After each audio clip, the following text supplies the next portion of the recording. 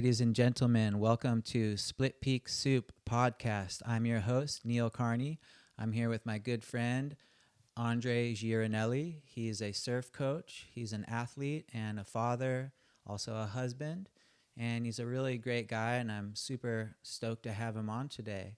This podcast is brought to you by Santa Cruz Vibes magazine. Go ahead and pick one up at all surf shops, coffee shops, anywhere that's involved with putting out rad shit. They'll have it.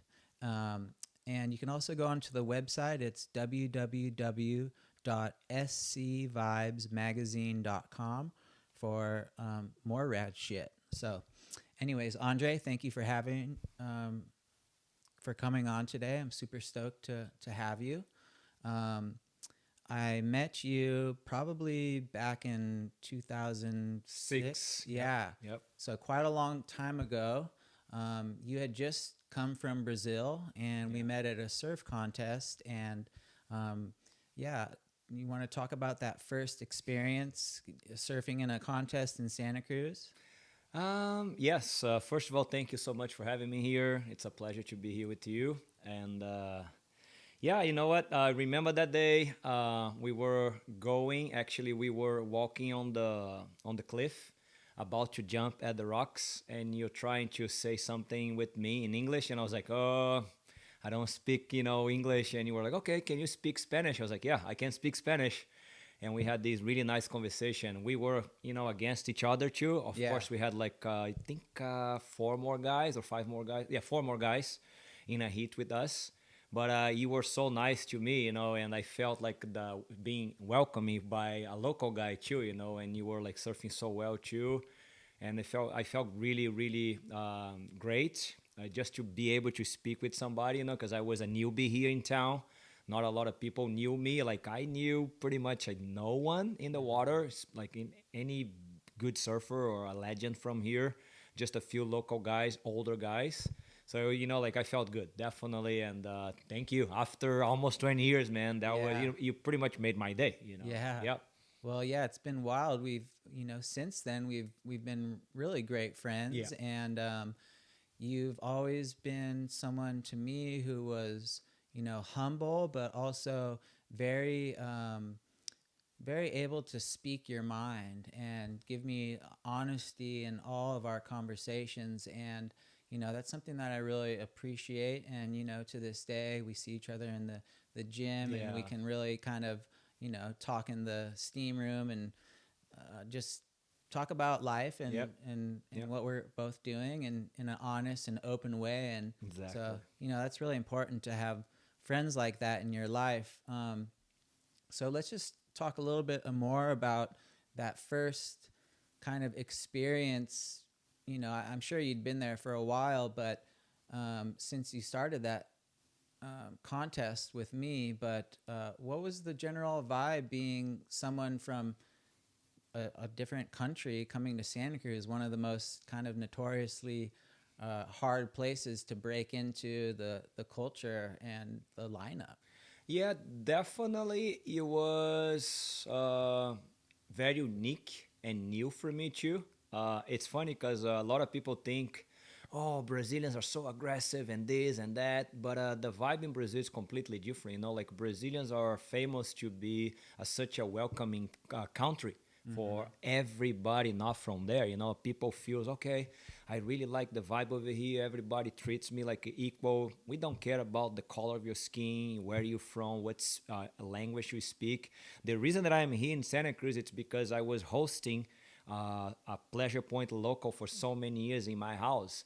He used to stay with me, with my grandmother, with my mom. He knew my whole family.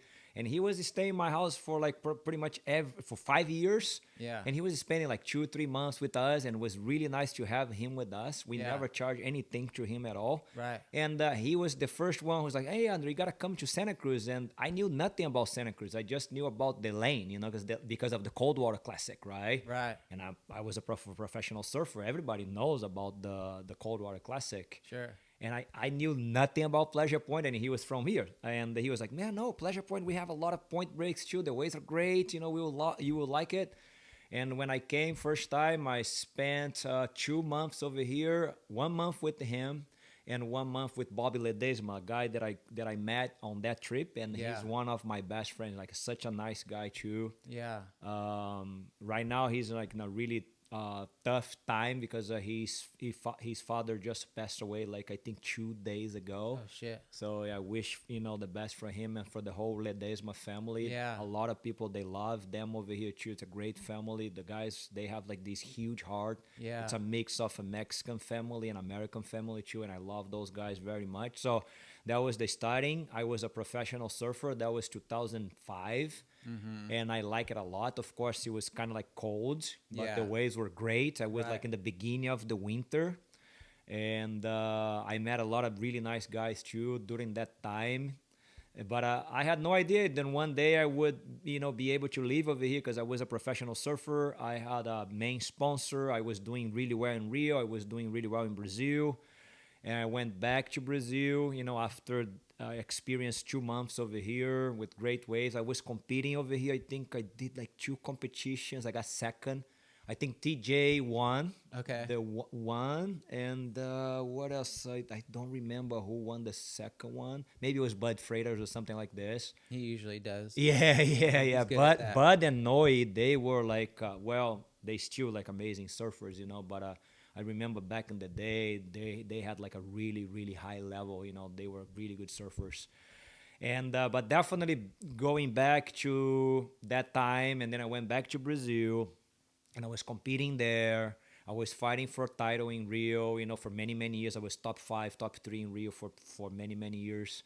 I was top 16 in we had the second division we call back in the day like super trials. Okay. And I was top 16 there, and we had a super surf. It was like pretty much like a CT format. Right. Only the 44 best surfers from Brazil, Right. and I was one of them. So I was fighting there like to be top 20. I never reached like a really really main rankings on the first division there, but I was fighting always with the best surfers, like a lot of former CT guys, or some of them they were in the CT, like Raoni Monteiro, Leonardo Neves, Guilherme Herdy, so many Nico Padrats, and so many of them. And then in the end of like the beginning of 2006, my sponsor, my main sponsor, he called me and was like, "Hey Andre, we are not gonna be able to pay you like the full salary." I was like, "Okay," but we will be able to pay you at least half. I was like, "Are you fine with this?" I was like, "Well, you know what? It's all good. Let's keep going." And I remember that I had a plan to go to the Europe leg. Yeah. But because they cut my salary in half, I was like, okay, I'm not going to Europe anymore. I'm going to just do like a competition over here in Brazil. And more towards the end of the year, they called me again. It's like, Andre, we are not going to be able to maintain you for next year. Damn. And I was getting closer to 30. I think I was 29, on that time. And I was like, And on the same time, my wife got pregnant. And I was, reaching like closer to 30, and I don't want to like being fighting to find sponsors at that age, because surfing you're like 30, you're kind of like old, right? And I had to make a decision. And I remember that I called Bobby Ledesma. I was like, "Hey, can I work with you there?" He's like, "Yeah, bro, you can come. I got a job for you over here." And I was like, "All right, cool." And I spoke with my wife, and she was like, "Well, she's been here too, like maybe 3 or 4 years before me, and she likes the city too. And she used to live in Chicago for 1 year, and she was able to make some money there. And she knew English too. I didn't, and we made this, like this goal together to come to the U.S. and without knowing much about many other things too. But we came. I left my whole family in Brazil, like my grandmother, my mom, brother, sister, friends, and like everything. Yeah. And we came. And definitely it was like a really rough. It's not easy, especially when you don't speak the language, when you don't know much about the culture, Yeah. and the people, the local people too. But in the beginning, I remember, like the local guys, some local surfers, they were like not really happy to see myself, like in their lineups, because surfers are like this. I think surfers are like this pretty much everywhere. It's not only here, it's everywhere. Yeah. Surfers, they have this type of local vibe. What are you doing here? This is my house, this is my home. I get it. Yeah. I'm one of them. I was younger too. To be honest with you, when I was younger, I was stupid too. I had this local, ego. Yeah. Like, what are you doing here? But over time, I was losing this. Thanks to yoga, I started yoga right after I broke my leg when I was surfing in October 1999. Yeah.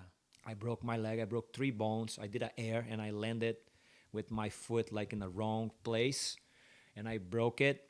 And the doctors, they told me after like 9 hours in the surgery table, it's like the main doctor, he was a surfer, so he's like, look, I don't think you're gonna be a professional surfer anymore. I don't think if you will run one day anymore, because I have a huge piece of rod inside of my left tibia, and I broke an ankle. I broke everything pretty much on my left leg. Wow. And I was like, all right, and I remember to be in the room. I was at the room for one week, and on the whole week I was crying, and I was like, why me? Why me? Why me? Why me? Why me? And it was really rough. It was really tough. And that's why I decided to put the tattoo in my back, never give up, because I was reading a book, and one guy was telling his own experience, like a really bad experience too. And he was saying, hey, you know what? I'm a fighter. I'm going to keep fighting. And that's what I did. That's why right after I put this never give up in my back, because I don't want to quit. I don't want to give up. The doctors, they have their own, how can I say, when the doctors have when you stud and you do this with a lot of people, and those people, they're not going to be able to do this, but everybody is unique, right? And everybody is different too.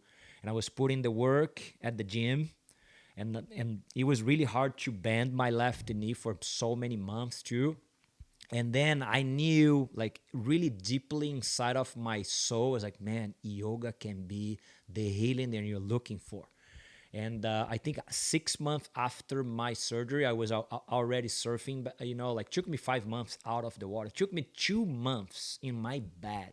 Mm-hmm. My friends, they were dragging me on their laps into the bathroom. Yeah. They were helping me to do my own shower. Yeah. They were cooking to me. They were helping me so much. I love those guys very much. Every year that I go back to Brazil, when I see those guys, they're like family to me.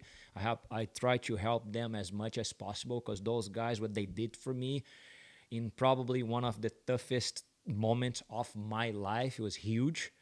And after those 2 months, I did a lot of PT, pretty much like 5 hours a day. Yeah. 5 hours a day. And I remember taking buses on my crunches to go to a different, let's say, Santa Cruz to Monterey. My PT was in Monterey. I had to take a bus because I didn't have a car, right?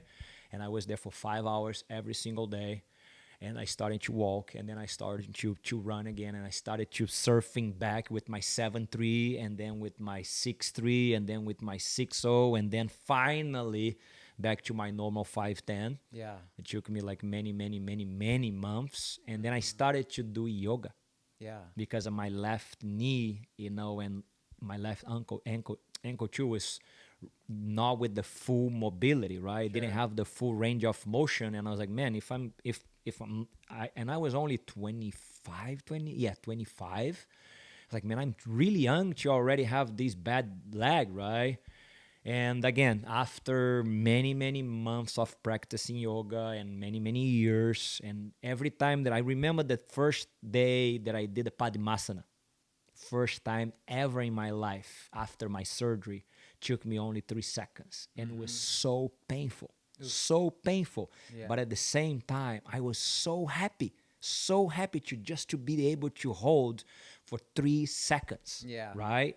And from there, I was able to hold for 10, and then for 30, and then for a minute, and then for 2 minutes. So yoga definitely gave me my leg back, and I was completely, pretty much like 95, 97% back on my track. And it's funny because I started yoga because of my body, right? Because of my legs or my left leg. But yoga gave me something much bigger. Yoga gave me the patience that I didn't have, Yeah. right? I am a Leo. I have a lot of fire, and yoga gave me that this amazing chill vibe that I needed, and I didn't know. So after many years practicing, and I had a really good master. His name is Eddie Lisboa. He's an amazing guy. He's the guy who made my logo. Oh, cool. Yeah. Good. So, and again, he's part of my family, and he was not only teaching me yoga, he was teaching me something else, and my vibe in the water started to change a lot. The way that I was treating people in the water, like people not from my spots, within a much more kind of way, because before I was like, same thing. What are you doing here? You're not from here. Hey, respect the locals. And after practicing yoga many years, I was like, hey, everybody can be here. Yeah. If you're respectful, no problem. Yeah, I don't own the ocean. Yeah. Right? That's a good way of softening Yeah. your heart. And of course, if they were doing something stupid, let's say burning some other local guys, like, hey, bro, don't do this. The guy's from here. Be respectful. And the guy if he was cool, hey, I'm sorry. It's all good. Yeah. Let's have fun. Right. So I started to change the way that I was thinking and saying many things in the water. And it was only like, it's not only affecting myself in the water, but it was affecting me out of the water too. And, and I truly believe this is growing, right? So I was getting older too. So it was a big change. And I think it was a big positive change into my life too, because before I was into jiu-jitsu, in Brazilians we have a lot of energy too. We stick together, we have fun together, we surf together. Like in Brazil, it's completely different. When you go for surfing in the morning, you go with 10 friends. Yeah. Sometimes 15, because it's more like a party. We don't have an incredible wave. Some days are really nice. Some days we have offshore and crazy barrels. It's amazing. But most of the days, if you do 2 turns, you are a hero, right? It's completely different from Pleasure Point. You get a nice wave. It's going to be 10 turns and plus maybe 2 barrels. Yeah. It's pretty amazing. We don't have this. So we rely in the friendship in the water, right? Yeah. And it's like, it's a big party. And we like, maybe the waves are secondary because, like we want to hang with our friends. Yeah, totally. Yeah. Well, I think that, for me, yoga was, I think that slowing down, that mindfulness of being really present in that moment that's unfolding right then, it has an effect. And there's a lot of studies and actual scientific proof that you can really shift your nervous system out of that fight or flight, which might be associated with some more fiery or energetic or more passion sometimes, out of the fight or flight into rest and digest, which that's the parasympathetic nervous system, that ability to be receptive and to be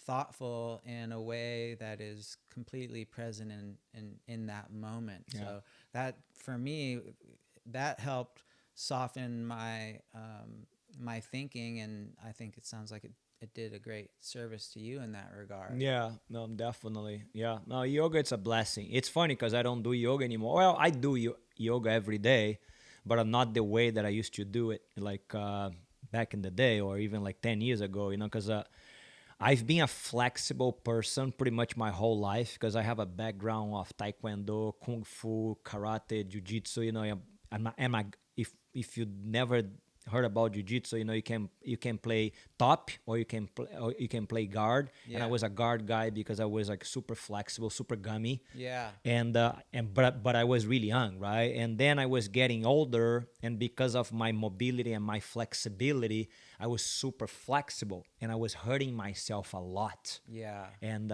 that's why, like on yoga, it's amazing. Again, yoga is great for the body, but it's amazing for the mind. Mm-hmm. But once you're starting to getting older, you have to maintain your muscle mass. There is Yeah. enough studies right now related to muscle mass. If you lose your muscle mass, you'll be in trouble. You're Yeah. not gonna be able to get up on the chair, right? So right now I'm doing like Santa Cruz movement right now with Lila and Jean, great teachers. Like they are my gurus over here in town, and that's Ido Portal philosophy, a guy from Israel who invented all of this, and it's pretty much like he mixed everything together. That is yoga, that is breathing, that is gymnastics, that is fight, that is many other things too. Right. It's really hard to explain what we do over there on the daily basics, but it's pretty amazing.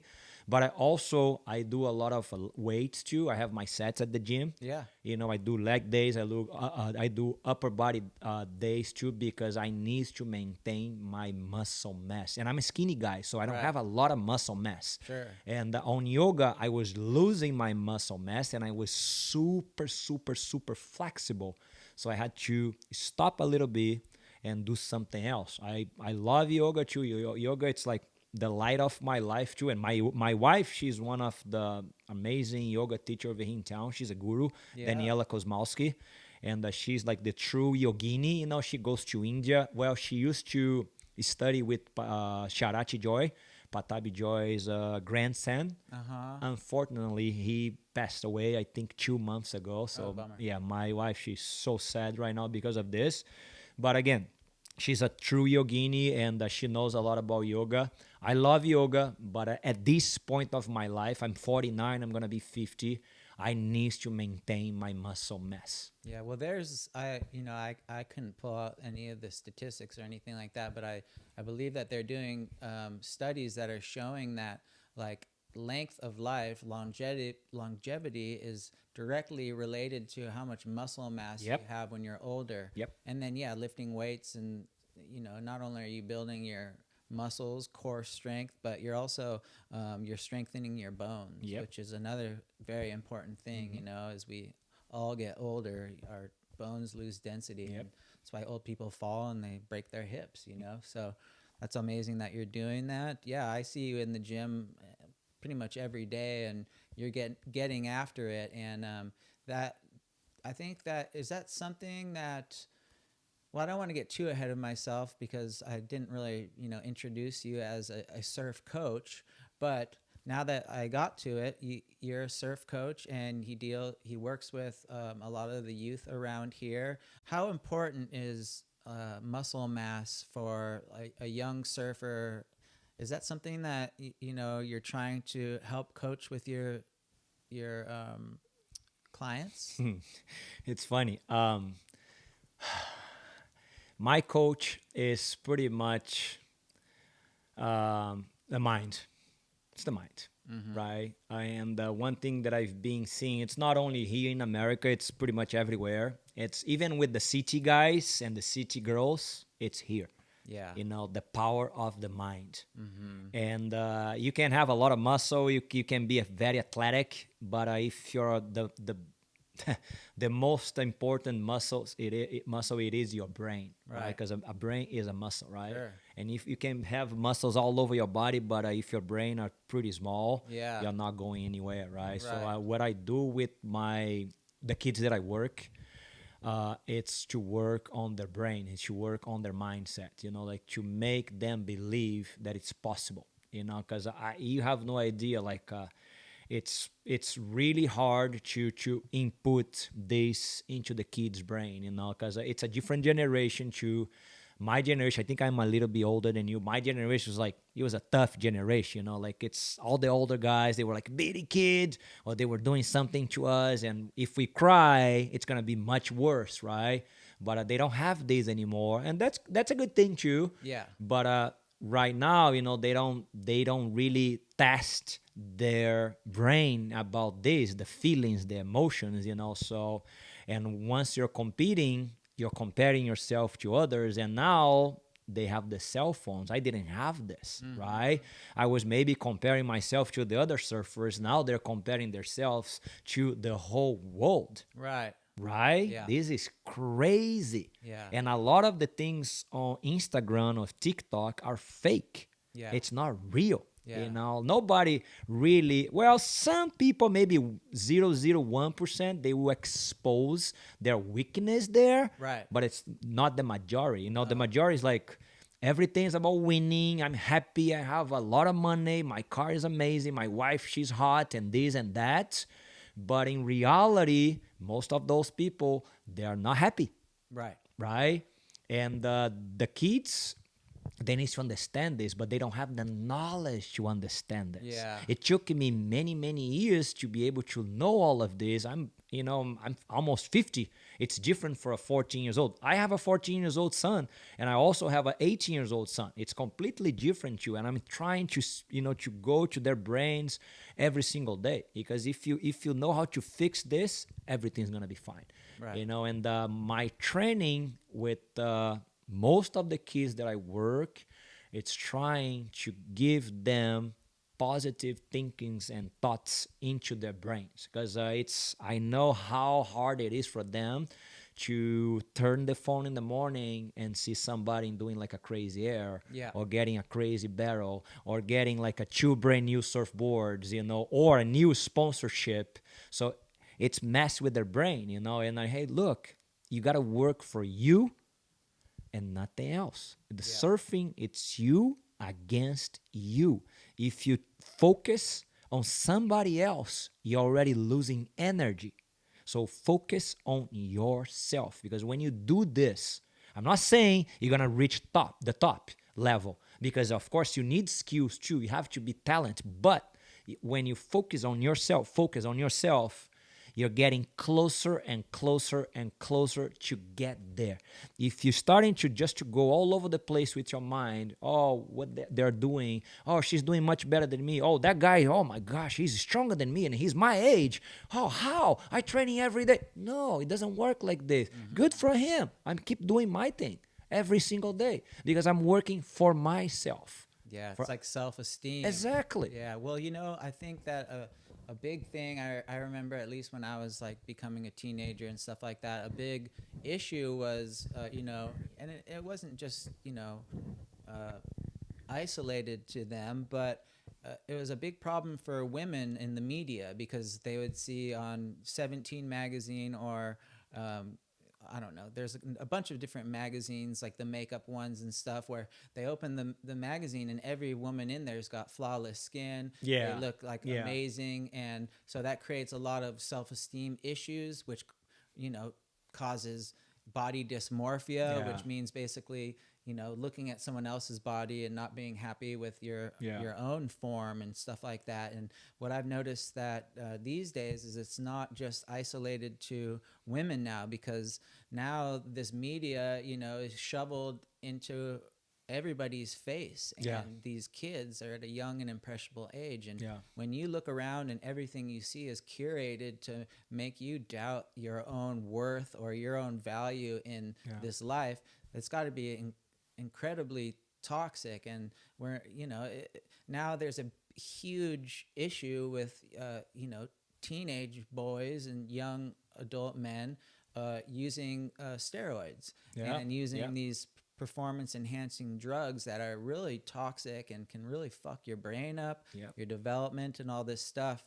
And so yeah, it's one of the I'm glad that you're teaching kids that like, as long as you do the work and you believe in yourself, then you are enough, even if you don't win that heat or get that sponsor. Is that something that you've noticed that affects these kids' belief in themselves, when they might be a really great surfer, that they already give up before they put in the hard work, because it just looks like it's unattainable, this level that they're seeing around them? Could be, could be. Definitely it's harder, for us, or even for me. I didn't have this, we were looking for the best surfers in my town, and that was it. And maybe when I was competing against the best guys in Brazil, we were like looking for those guys. And it's funny, like I remember in my generation, a CT event back in the day, it was like, for me to be able to see that event, it was taking probably 3 to 4 months for me to watch after the event, right? Because no YouTube, no nothing. It was completely different. Right now it's surfing right now. I want to talk about two things. One, there is no money in surfing right now, right? There's no money. Like if you talk with the guys from your generation over here from Santa Cruz, they were like NSSA surfers and maybe like a local heroes, never like really super big outside of Santa Cruz, but they were making money, right? Yeah. And when I came almost 20 years ago, some of the younger surfers from that generation, they were making money too. And now this is gone, right? Like surf brands are pretty much dead. They still here, but the owners are corporatives, a company. They're Yeah. not surfers anymore, so they just want money and numbers, right? Which is really bad for this new generation. I hope one day things will turn around. So they need to face this right now, and I hope one day this is gonna be gone, and maybe new brands will come up and help them again. And the other thing, yes, the social media and the fake gurus, right? There is so many fake gurus. So you go to TikTok, there is how many? 1,000 of them. Telling boys to get juice. Yeah. And those guys, they're dying. Right. They are getting heart attacks, Yeah. right? At the gym, working out. Those muscles, they're fake muscles. Totally. Because probably those guys, they are really strong here, but maybe over here they're weaker. Because Yeah. it takes many, many, many, many, many years to of dedication at the gym for you to build those type of muscles, and it just takes couple months for you to be huge when you take juice, right? Totally. But that is a big risk, and the risk is your life. So the kids, they need to just to be careful with all of this. For me, it's like a healthy food, healthy life, healthy lifestyle, healthy habits. That's the best way for you to live your life. You gotta be careful to the people you follow on TikTok or YouTube, because you don't really know those people. Try to know everyone, like try to meet those guys and to see their lives, what they do besides the cell phones or the cameras, because it's really easy for all of us to be amazing over here when you talk with somebody. But what about on your daily life? When you speak with the janitor, when you speak with simple people on the street, when you drive your car, when you surf with the 30 guys around you, you are the guy who share the lineup, or you're the guy who take over and don't look around and super cock in the water. Like just you gotta look for this. You gotta see who people are. In real life, because on video, on camera, everybody's cool, everybody's nice. But in real life, sometimes things are different. Yeah, I think the true measure of a man is how they act and compose themselves when no one's watching. Exactly. Yeah, like Exactly. and so yeah, I think that's really important. And yeah, so these days, I mean, I can't remember the last time that a really successful young pro came out of Santa Cruz. I mean, even Nat Young, he's one of the most successful guys from Santa Cruz as a professional surfer, and he's having a really hard time, making heats and stuff like that. So, as somebody who is, training young kids to become great surfers, how do you kind of, you know, relate that to not only the kid who has high aspirations, but to the parents as well about the realistic chance of them actually. I mean, it's a great thing to get great clips and some sponsors, but as actually be a career path, how hard is it to be honest with them? I am 100% honest. Probably this is bad for my business, but that's the way that I am. Like I'm straightforward. Sometimes maybe too black and white, but right now, if my son, if he was a good surfer, but not like a top guy in US, like winning everything every time, hey, keep up with your grades and go to college, because that's going to be probably a better future for you. But you love surfing, keep surfing. Maybe you will find a way to work on both, careers. Like maybe go to college, can be in California, and he will be able to surf. And if it, like I believe in karma as well, because sometimes it happens, like look Nat, great guy, amazing surfer, was on tour, 3 finals, but maybe the last 7 years, no main sponsor, right? Luckily, he was on that transition, right? On the sponsor, when they sponsored, they were paying good money, so he was able to save and to have like a really nice and fair life with his family. Like I think now he has a son and a daughter, if I'm not wrong. He was getting like 6 figures before he was Yeah, 14 years yeah, old. yeah. That was, There you and go. just for the viewers and the listeners, the surf industry, as Andre kind of alluded to, has underwent a extreme transformation where these regional pros in Santa Cruz, guys just shooting photos and maybe doing a contest here and there, they could pay their rent, which wasn't as much as it is now, but they could buy a fucking car, have a nice life around it. But now it's just like it's completely different. And for all exactly why that is, I mean, there could be a lot of different reasons, but there's been major corporate buyouts of all the companies, and then also just the people who are pushing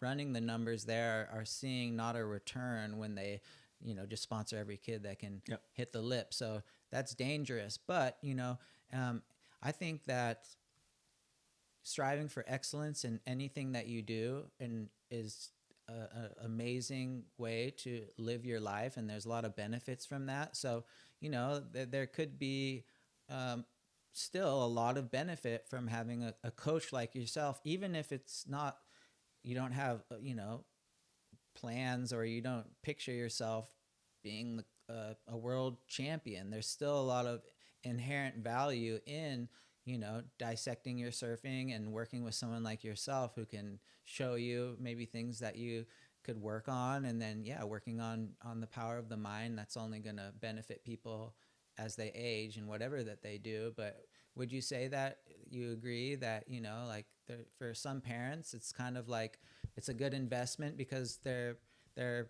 instead of driving the kid to like soccer games and spending a bunch of money on that, they're investing in what brings their child happiness?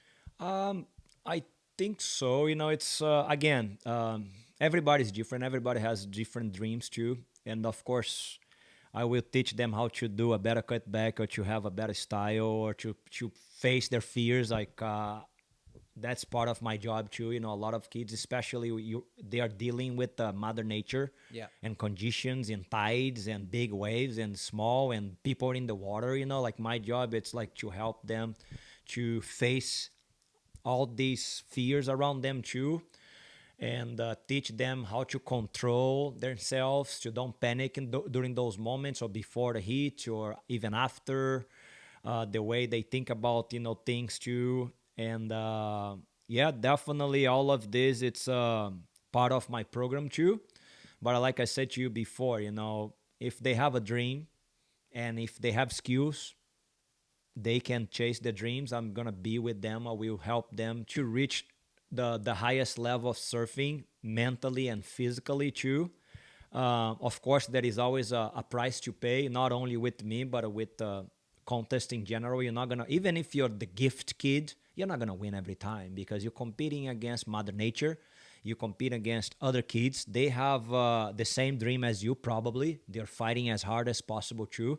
And this is part of the journey. For me, I'm a type of coach who I don't like to focus on trophies. I like to focus on the journey, the process. To get there. Right. Because at surfing, it's this. Right, you go up and you go down, and you go down, down, down, down, and then you go up, and then you go down, down, down, down, down, and then you go up. If you watch Kelly, he has 54, maybe 55 victories on tour, but how many times he lost? Maybe 300 times. Right. Yeah. And we are talking about the greatest, right? The GOAT. Right. And that's Kelly. Yeah. And that's the reality of surfing. Like you have to know. That's why I like to work on the mind, because imagine if you have this weak mindset, how are we going to be able to deal with this?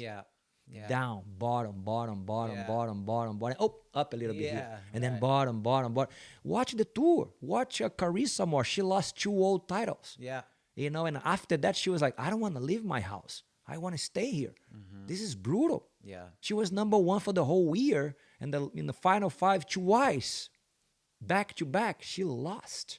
This is brutal. That's so brutal. It's brutal. Yeah, it's fucked up. You know, so right now I think WSL, they went back to the old days. Yeah. Now I think next year the final five is over, which is a big relief for a lot of people too, because there is a lot of pressure on those, just on that day, number five can win, and you've been like number one the whole year.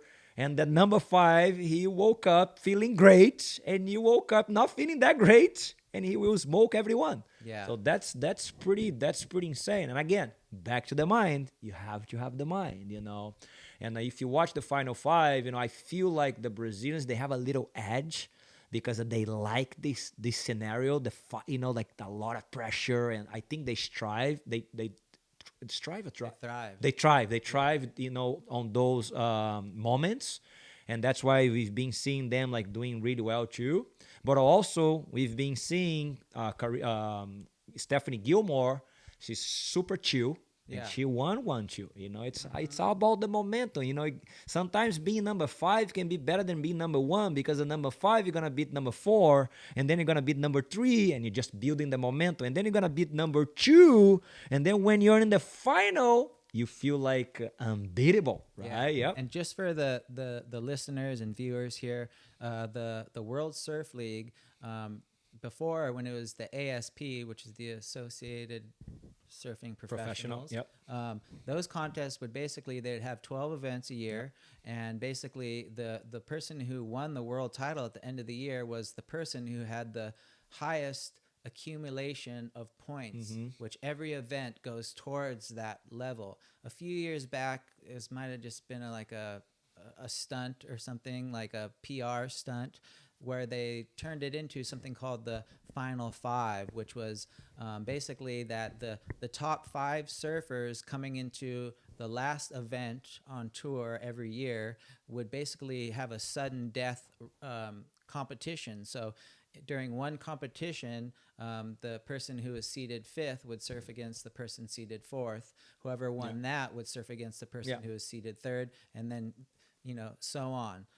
Going from there. But what it did was that it created this scenario where people, like you said, Carissa Moore was like blowing everyone out of the water. She would have won 3 contests before the final contest, but because she was put into the sudden death round, it stimulated a lot of like drama for the viewers and stuff like that. But for these professionals who are putting all their work into this, it's pretty freaking brutal. It's brutal. It's super brutal. But they changed that, so now that's it's going to be a little bit, I think, better for everybody. Did they get rid of the mid-year cut too? The mid-year now, before it was only like 5 events, now it's 7 events. But I believe next year they changed it too, so the guys, they will do extra events too, which is good. Yeah. Especially for the guys, that's one thing that a lot of people, they don't talk about, and a lot of surf coaches, they don't talk about this too. Only the top 10 guys are making money. Right. Only 10 guys are making money, and maybe 5 girls are making money. Like the rest, the guys in the bottom, man, they're struggling. It's hard for them to pay their bills. Right. Kyrie Belly, he's a CS surfer, and he's not going to Australia because he can't afford. Right. And this is like people needs to watch this and see. It's not easy right now to be a professional surfer. He's won events too.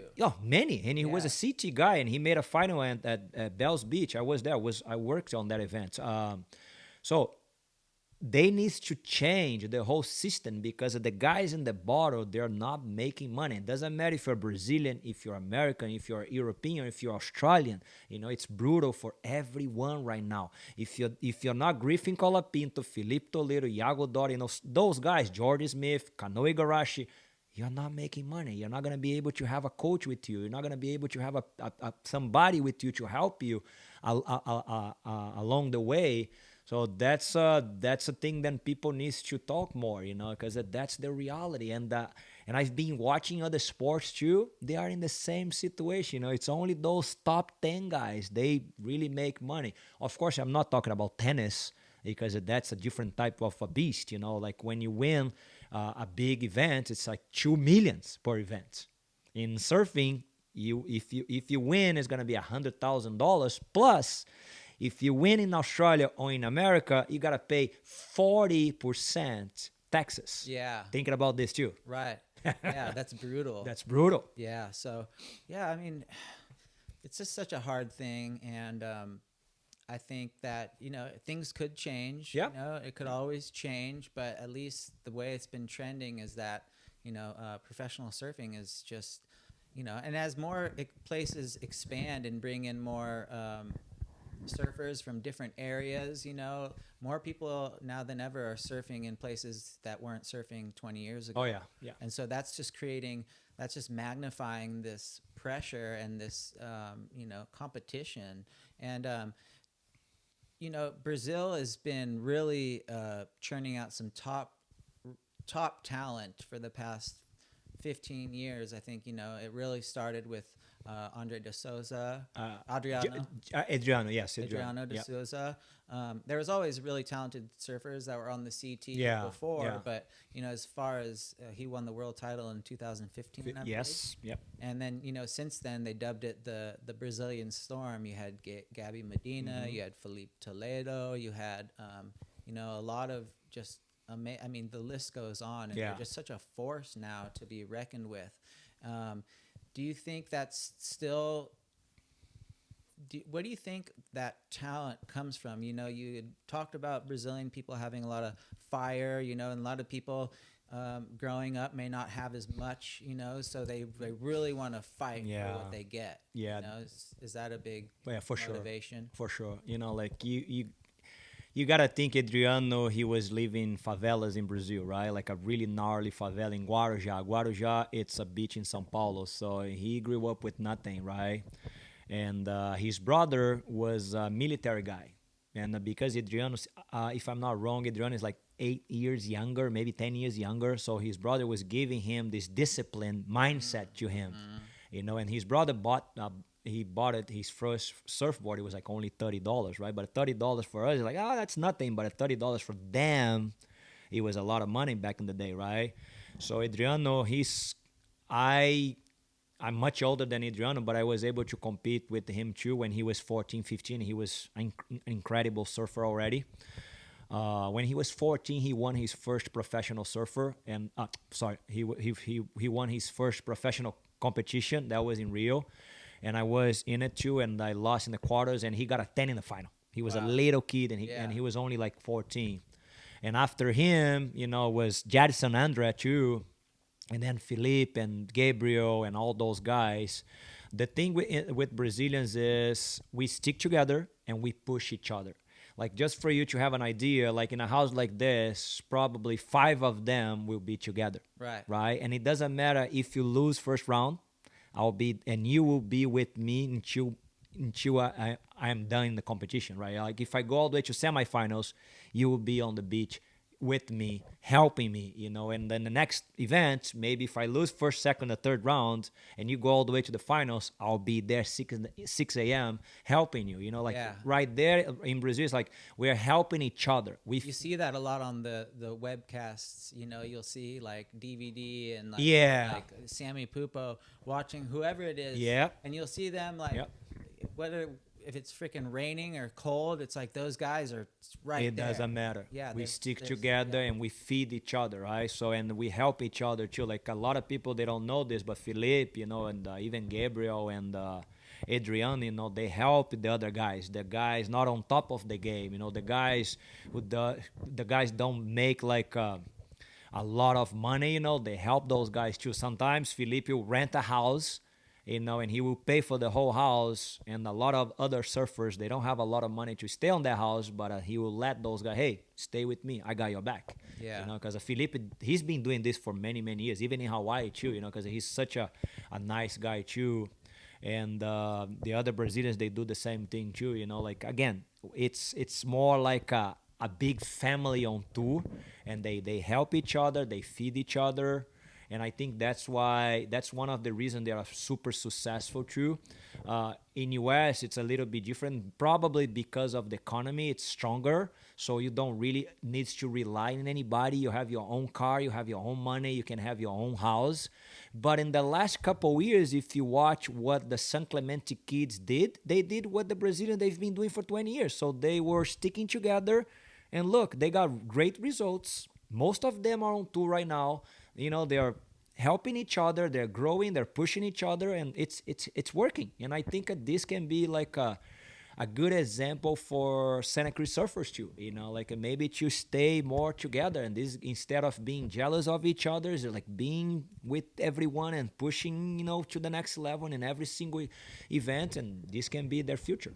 Yeah, that's always been a really hard thing in Santa Cruz, because no matter how good of a wave that you caught, if you got fucking pipe, stand-up barrel, or you like just comboed the wave to pieces or something like that, good luck getting somebody to try to tell you, oh, you were ripping out there. It's kind of like, even if you got that best wave, they'd be like, oh yeah, you got really barreled, but you're sticking your butt out or something. Just the jealousy was just so gnarly. And just one little quick story is like, this is just an example, and the first WQS contest that I did was at Oceanside, and I think I was like 16 years old, and I went down with a surfer from here, a couple of years older than me. I'm not going to mention any names, but he surfed his heat, and he fucking lost his heat. And then I went out and surfed in my heat, and my parents, this guy was 18. They trusted this guy to take care of me down there. I came in for my heat, and he fucking left without me because he lost.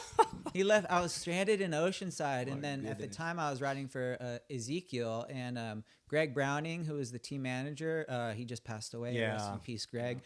He's like, fuck that, because he was the team manager of the other guy too. We both rode for the same company. He's like, what a kook. He's like, yeah, come stay at my house.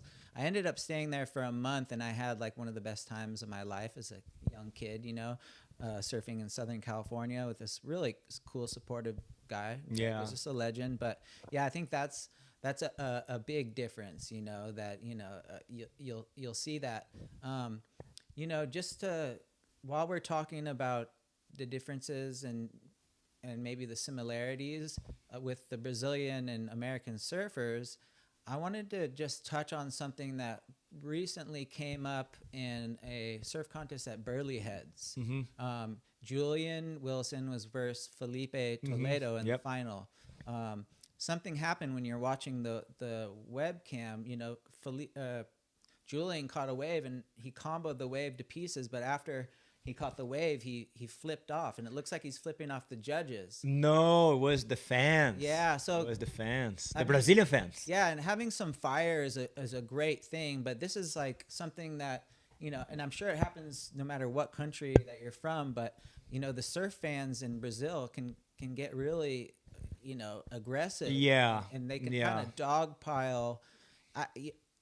This is coming from a outside perspective. I'm sure it's the same could be said about Americans from a Brazilian's perspective, but that's something like, do you think that toxic fan is something that is... You're right. Americans are way more polite than Brazilians, for sure. 100%. It's not because I'm a Brazilian that I will protect my own country. I'm honest, right? Yeah. And they are a lot of time disrespectful. Even with me, sometimes I go to my friend's account and say something, and they will say something stupid to myself too, and that's fine, completely fine. They are not going to ruin my day. Yes. The main thing, being really honest with you, we are a soccer nation. Right?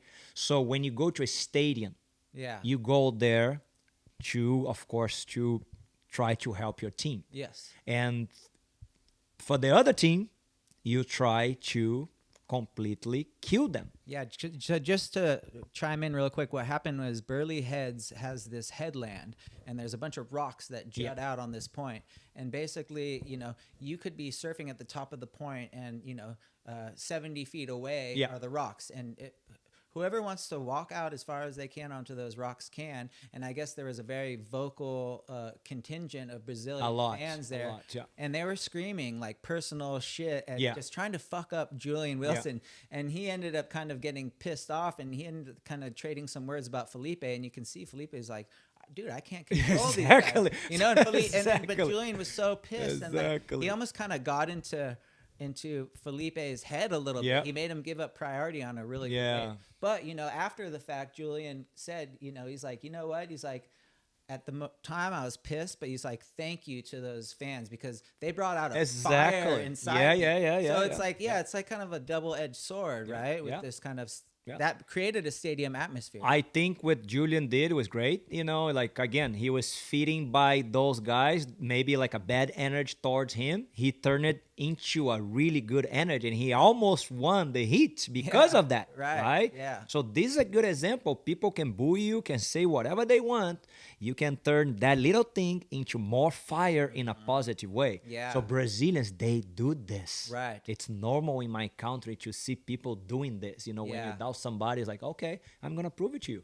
You know, that I can beat you. I know you're 10 times better than me, but I have a lot of fire. Yeah. And, you know, it's about to go out. So, again, we are soccer nation. We go to the stadium. A lot of bad words over there. I'm completely against, but I'm older now. I was younger too. You know, I never had anybody to say, hey, Andre, don't say this. This is bad. This is impolite. Now I know. So last time that I went there with my son and my own team, they were saying bad stuff about one former player from my team. And he did everything there when he was really young, since he was 10 years old, and he was playing for a different team, right? And they were going crazy against that guy. And I love that guy. It doesn't matter if he plays for somebody else. Yeah. And I told my son, don't say any bad words for that guy. That guy's a legend. Right. He's been playing for us for many, many years. His whole life. There is no reason for us to say anything. If they want to say something, this is up to them. We are not going to say anything. Right. You know, but again, I was already like 47, 46. My mind is not the same. When I was 20, I was one guy. When I was 30, I was a completely different guy. When I was 40, and now I'm close to 50. So we are changing, and thank God I'm changing. And I hope I'm changing for better and better and better and better, because that's I think that's the purpose of life, you know, always moving forward, always getting better, always learning more about yourself, about your mistakes, what you did wrong in the past you don't make again. That's my philosophy, you know. Yeah.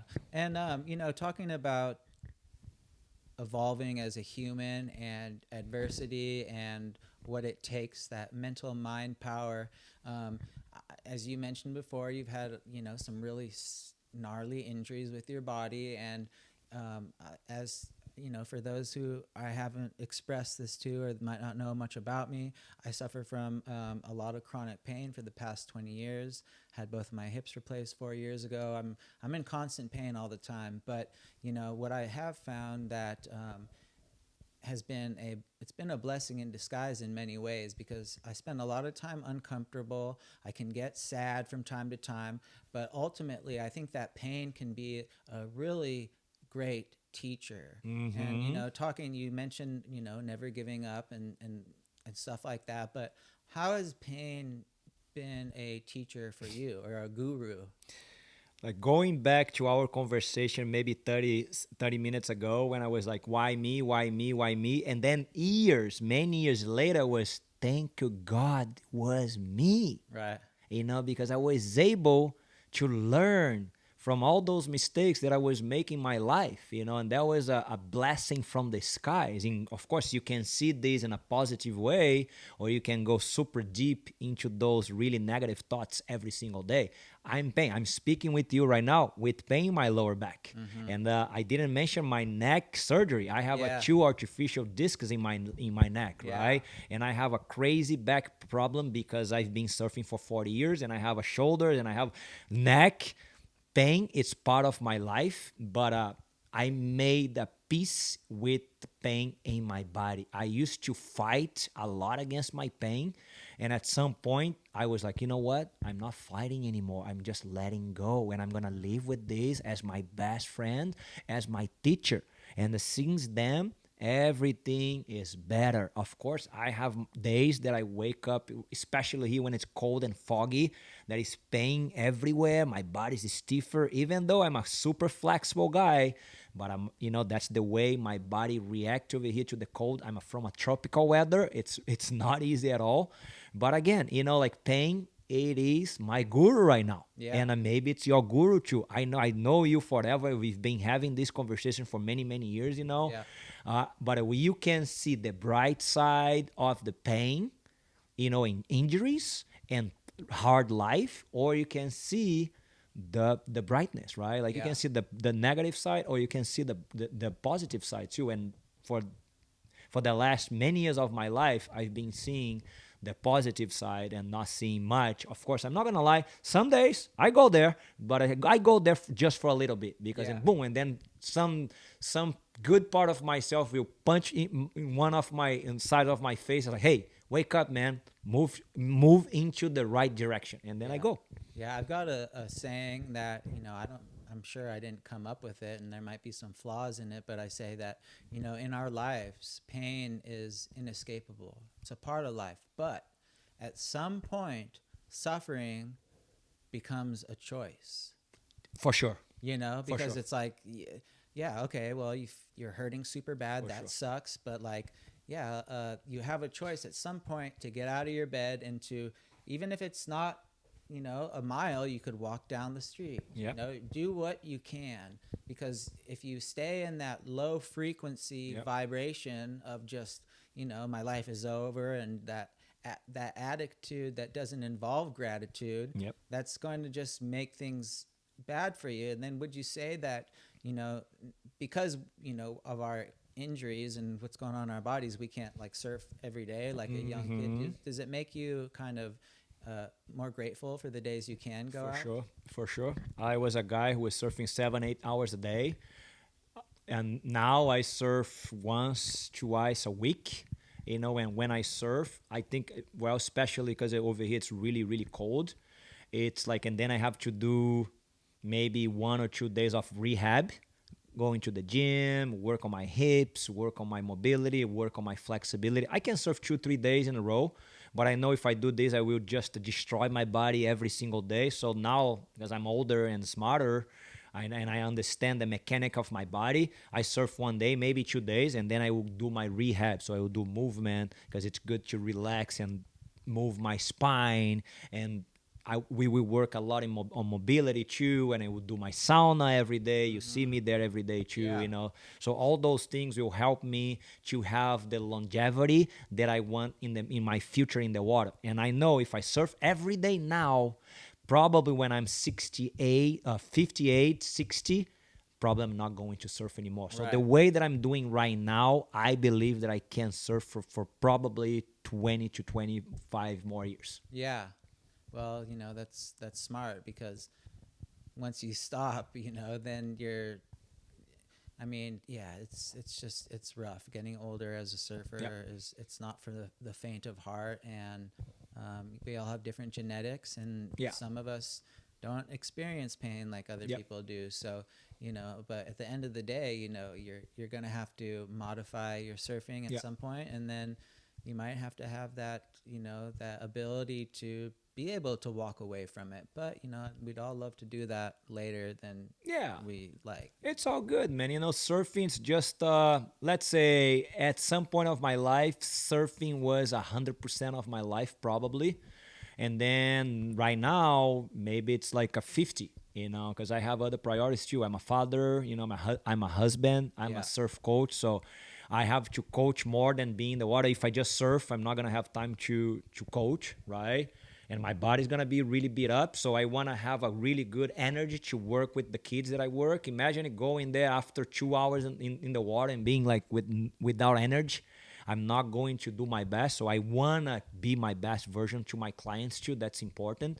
But the other side is when I go to a tropical weather, I can surf pretty much every single day, and I don't have a lot of pain in my body. Of course, I need to stretch. I need to taking care of myself, but I can pretty much surf every single day. I don't need to be in the water for 8 hours, but I can be there for 2 hours every single day for 20 something days. It's it's cold weather and cold water. I think it's harder for people who when they are getting older too.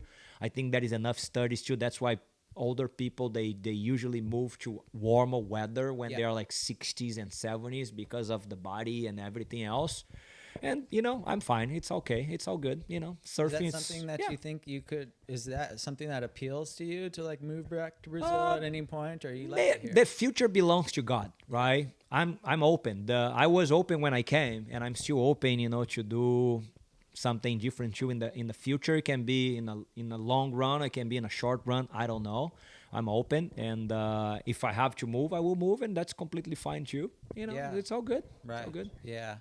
Well, you can always kind of take little strike mission trips to Yeah. warm places. Yeah, exactly. Because I mean, at the end of the day, I agree with you. It's just it's harder to surf in cold water in this climate, but man, we live in a beautiful place. Oh yeah, Santa this is Cruz awesome. This is amazing. awesome. No, I don't think there is a place in California like this city. I love this city. Yeah. Are you kidding me? The mountains are unreal. Yeah. The waterfalls and the animals, the redwood, trees all over. It's so peaceful. This place is sick. Like Yeah. it's funny. Like my friend Paul, he told me when I was in Brazil, never came to here, and he told me, "Oh, man, you will love Santa Cruz, but you're not gonna like anything else." I was like, "Yes, I've been to LA, I've been to other places. I'm not a fan. I really like Santa Cruz. Totally. If I don't live here, I'm not going to live in California for sure." Yeah, was that a trip kind of coming here and maybe like maybe if you'd only seen LA or what you see of California in like the movies and stuff like that, being like seeing all the natural kind of like raw natural beauty to it. Well, I'm from Rio, right? Like Rio, it's a really crazy city because it's a huge city, but we live in the middle of the jungle. Yeah. So we can surf right now and we can walk 15 minutes and we'll be in the middle of the jungle. Waterfalls, monkeys, and fruits all over us. That's Rio. So that was my life there. That's why I love Santa Cruz too, because we have the ocean and we have the mountains right there. It's not that close. We gotta drive 15 minutes. Like in my place, I can just walk 20 minutes, Right. But it's kind of like the same vibe. And another trippy thing too about this, a long time ago, I went to a waterfall over here. It was freezing, but it was so peaceful. And I felt the same energy here that I used to feel when I was in Brazil in the jungle there. And I thought to myself, man, this is trippy because the nature has only one energy. Yeah. And it's incredible energy. It doesn't matter if it's in Brazil, Peru, or here. It's the same energy. And when I felt that, I remember that day. That was maybe 12 years ago. I was like, wow, man, this is an incredible feeling, and it was freezing. I was really happy and my body was warm. And I was like, wow, this is amazing. It's like, it looks like that I'm in Brazil in the middle of the jungle, but I was in the redwoods, Yeah, well, it's like it's a rainforest, Yeah. basically, Yeah. the forest here and stuff. Well, Andre, this has been such a pleasure to chat with you. We didn't get through everything that we could, but we'll have to have you back on here another time soon. Anytime. And, you're a great guy. I've always looked up to you. You've always just been like such a positive and just joyful soul, and someone who I can talk to any time of the day about anything. And as from one man to the other, that's a very precious thing. So yeah, thank you for coming on. This has been Split Peak Soup Podcast. I'm your host, Neil Dude, aka Neil the Real Deal, and at least that's what I call myself anyways. So yeah, let's talk again soon, and For sure. thanks so much for having. Yeah, thanks for on. having me. Yeah. Yeah, dude. God bless all. Yeah, guaranteed. That's what's up.